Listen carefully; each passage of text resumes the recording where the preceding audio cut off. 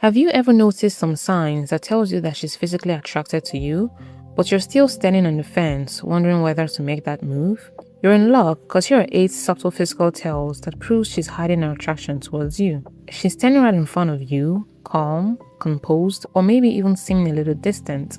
Her tone is steady and her words are neutral. If someone else looked at that interaction, they'd probably say nothing is happening here, but something feels off to you. Not in a bad way, just some signs that may even seem slightly awkward to you. She avoids eye contact, but then you catch her glancing back when you're not supposed to notice. She keeps a bit of distance, but somehow never fully leaves your space.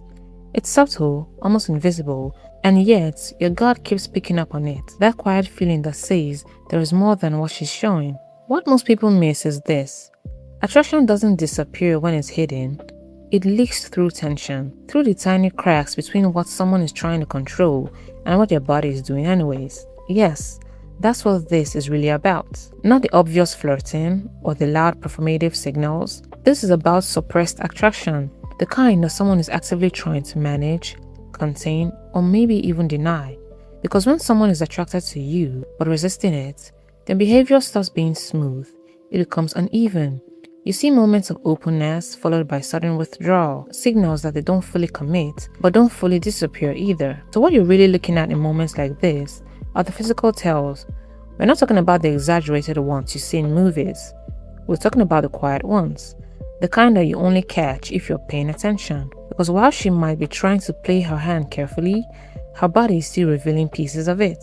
Hopefully, once you understand through the aid of this video to know what you're looking at, the interaction starts to feel different, less like guessing and more like reading the table. The first tell is something so small most people completely overlook.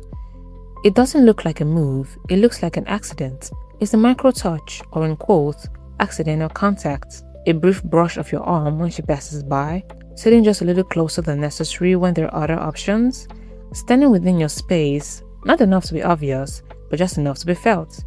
And if you're ever to call it out, she'll probably deny it instantly, because on the surface, it's nothing. But it's not nothing. This is what you would call a leakage signal. Her body is initiating contact before her mind has fully signaled off on it. Because attraction isn't only visual, it's also physical. And the brain wants information. It wants to know what proximity, contact, and intimacy feels like. There is a kind of quiet testing happening here. It's not even deliberate or planned. It's more like an instinct reaching forward before logic pulls back. You might even notice it in small moments, like when you're both looking at something on your phone and her arm stays just a little bit too close to yours. Or she laughs at something and her hand lands on yours for a second longer than necessary. And then she pulls back, almost like she realized what has happened. That's not a move, it's a tell. Because if you truly felt nothing, distance will be effortless. There will be no drift towards you, no accidental contact to explain away. Indifference doesn't hover, neither does it linger. It stays clean, clear, and separate. But when someone is drawn to you, even if they're trying not to be, their body tends to close that distance in a small, almost deniable ways. It's not commitment, it's curiosity. It's her nervous system gathering data before she consciously decides what to do with it. The second tell is quieter, but once you see it, it becomes impossible to ignore. It's what's happening when the body has energy it doesn't know where to put. It's the displacement activities or the fidgets. You're talking to her, and everything seems normal, but her hands are busy. Maybe she's playing with a ring, adjusting her sleeve, fixing her hair more than necessary, touching her neck, her lips, shifting slightly in place. None of it is dramatic. In fact, it looks like nothing at all unless you know what you're looking at. This is what is called a displacement behavior, and it sits right at the intersection of attraction and tension.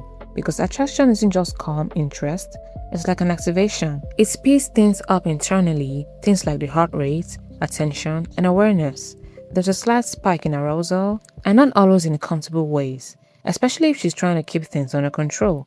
That energy has to go somewhere, and since it can't go directly towards you, it gets redirected into movements, into fidgeting, into these small repetitive actions that act as pressure valves. You notice it most when your attention is on her, when there is a moment of silence, when the eye contact lingers just a second too long. That's when the body starts to look for an outlet. And instead of expressing that energy openly, it displaces it into something safe, like an object, a gesture, or a small adjustment on her body. But this is where you have to be precise. Not every fidget means something. People move for all kinds of reasons. What matters is the timing and context. If these behaviors spike, especially around you, specifically in moments where there is tension or focus, then you're not just looking at a random movement, you're watching her regulate herself in real time. It's almost like a body shifting into some kind of presentation mode without fully committing to it, like it's preparing without admitting it's preparing. And again, this isn't something she's choosing, it's something that's happening underneath the surface. Another small piece of the hand she's trying to keep hidden is the third tail. It's more subtle, and if you rush past it, you'll miss what it actually represents. It's not about the movement itself, it's about what that movement exposes. In this tail, pay attention to her neck. Don't be awkward about it though, you don't want to seem like Dracula. Pay attention to the way she carries it when she's around you. Does she tilt her head slightly when she's listening? Does she move her hair to one side without thinking about it? Does her posture open up just enough to reveal a part of her that people instinctively protect? The neck is one of the most vulnerable areas of the body. Biologically, it's exposed only when the nervous system feels a certain level of safety. Not total trust, maybe not full comfort, but just enough to lower the guard a little. And that's what this is really about. It's not about submission or anything dramatic like that. Just a subtle drop in defensiveness, a moment where the body relaxes its protective posture. Because when we're closed off, we tighten, shoulders come forward, the chin lowers, the body shields itself without us even realizing it. But when that tension eases, even slightly, you start to see these openings, small shifts that say, I'm not on guard right now. If she's doing that around you, especially in moments of engagement, it suggests that on some level that you are being registered as safe and as someone she doesn't need to embrace against. And this matters more than most people realize. Because attraction without safety doesn't open up like this. It stays guarded and controlled. But when these two begins to overlap, that's when the body starts to reveal more than the words ever will. And we have the fourth tail, the one that ties the first three tails together. The one that if you understand it, it changes how you see the entire interaction. She leans in, then she leans back. She engages, then withdraws. There are moments when she feels present, open, almost warm, and then just as quickly, she pulls it back. The energy may shift and then the distance return. It's not consistent, and that inconsistency is the point. Consistency usually comes from comfort and from clarity. When people know what they feel and have no reason to hide it, their behavior stabilizes. It flows. There's no need to correct anything. But when someone is caught between attraction and restraint, you get this push and pull dynamic. One part of her is moving towards you, and the other part is stepping in to manage it, to keep things from going too far, too fast, or in a direction she's not ready to face. So what you end up seeing is this rhythm: open, close, forward, back. A conversation that feels like it's building something and then suddenly pauses itself. That's not confusion, that's conflict. It's her body leaning to what it feels and her mind stepping in to contain it. And if you're paying attention, this is where the real story is being told. Not in what she says, but in how she keeps interrupting herself. How she starts something, then pulls away from it. Because at that point, she's no longer playing the interaction, she's playing herself. That's where the tails become harder to hide. This is where things get even more interesting. Because once someone is internally conflicted, the signals don't just show up in obvious places like the eye contact or posture. They start leaking from parts of the body we barely think about. Parts that don't care about the image she's trying to maintain. This leading us to the fifth tail is the directional logic. Here you need to watch her feet. Yeah, it sounds almost so simple, I know, but that's exactly why it works. The further you move away from conscious control, the more honest the signal becomes. And the feet sits at the edge of that system. They're not part of the performance, they're part of the instinct. You might be in a group setting, she's talking to someone else, her face turned and her words directed somewhere else. On the surface, her attention is clearly not on you, but then you notice something small. Her feet are angled towards you. Not dramatically, not in a way everyone will call it out, but just enough. And that's what reveals its priority, because the body organizes itself around what matters. Attention isn't just about the eyes, it's directional. It shows up in orientation and subtle alignments.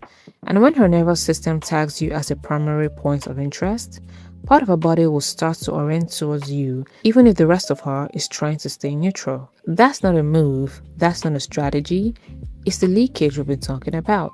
It's like a high-stakes game. When someone keeps glancing at your chips without realizing it, they might be saying one thing, but their entire attention keeps returning to what they value. And here, her body is doing the same thing, quietly pointing to where her focus actually is. And once you start noticing that, you realize something deeper. Attraction doesn't always look like engagement. Sometimes it looks like misalignment, like her words and her body aren't fully in sync. That same pattern shows up in the sixth cell through mimicry, aka action copying. You take a sip of your drink, and a few seconds later, she does the same. You lean back slightly, and she mirrors it without even thinking. You shift your tone, slow your speech, and somehow the rhythm of the conversation starts to match yours. This is what is known as the behavioral synchrony. But in simple terms, it's the brain trying to connect without announcing. Because when we feel drawn to someone, the mind starts to tune itself to them, subtly adjusting posture, pacing, even breathing patterns. It's not imitation in the conscious sense, but it's alignment, a quiet attempt to get on the same frequency. And when this is happening naturally, it flows. You don't notice it, it just feels like the conversation is easy, smooth, like there's a rhythm forming without effort. But when she's trying to control it, that's when the tail appears. You see the mirroring start and then suddenly stop. She corrects herself, corrects her posture, and then she shifts back into something more neutral, almost like she caught herself leaning too much, sinking too closely. That's the exact point her body connects and her mind pulls it back. Because mirroring is a form of leakage. It's unconscious. It happens before permission is granted.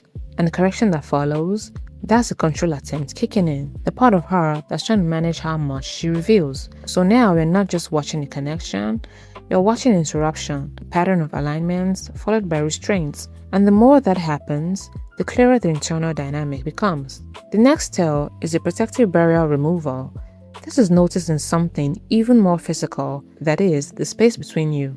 At the beginning of the interaction, there are often small barriers in your physical space. It could be a glass on the table, a phone, or a purse resting between you.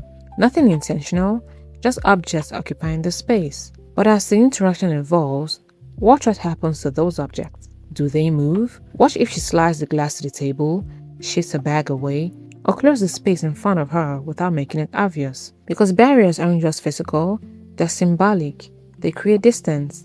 They define separation. And when someone feels no interest, those barriers tend to stay exactly where they are. There is no reason to change the structure of the space. But when the interaction starts to build, even subtly, the body begins to remove obstacles. It happens in small adjustments that makes the space feel even more open and direct. It's almost like she's clearing a path without consciously deciding to. That's the key. These movements aren't just decisions, they're shifts. Tiny reorganization of space that reflects what's changing internally, signifying less resistance, less separation, and more openness. And then you get to the final tell, and I think this is one of the most important ones. It's the one that doesn't happen during interaction, but at the edge of it. It's the moment where everything is supposed to end, the conversation slows down, there's a natural pause, maybe you both acknowledge it's time to go, and on the surface, everything follows the script of a normal ending. But she doesn't fully leave, you actively notice her lingering. And how do you notice this? You notice it in the way she takes a second longer to gather her things, the way she adds one more comment after the conversation has already closed, the extra glance back, the slight hesitation before turning away. These are what you call almost endings. It's moments where the interaction technically ends, but emotionally, it hasn't. Because when someone truly wants distance, they exit cleanly. But when someone wants more, and isn't ready to admit it, the exit becomes stretched, softened, and extended just enough to stay in the connection a little longer. It's like folding a hand slowly instead of dropping the cards right away. A hesitation that reveals there was more there than what actually was played. Now, none of these tell on your own mean anything. A touch could be accidental, a glance could be random, or a delay could be politeness. But look at the patterns. It's the patterns that tells the story. Because what you're really watching isn't attraction by itself. You're watching attraction under pressure. Attraction has been filtered, managed, sometimes even suppressed, which is why it looks inconsistent. Hence, this is where you have to ground yourself. Not every signal is a green light. Not every moment of tension means something is there. And most importantly, attraction is not the same as intention. Someone can feel something and still choose not to act on it. They can be curious, drawn, and even emotionally engaged, and still hold back because of the timing, circumstances, or their own internal boundaries. It's the distinction that matters, because without it, you stop observing and start projecting. And that's where most people get it wrong.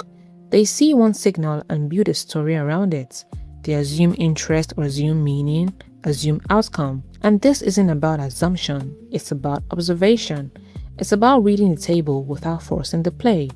And once you understand these tales, the goal isn't to call them out, not to confront, not to expose, not to make it obvious that you see what's happening. That breaks the dynamic. Instead, you use them as data, a quiet confirmation that something is there without needing to force it into something more. And when you start seeing the multiple tales align, 3, 4, maybe even more, you're no longer guessing.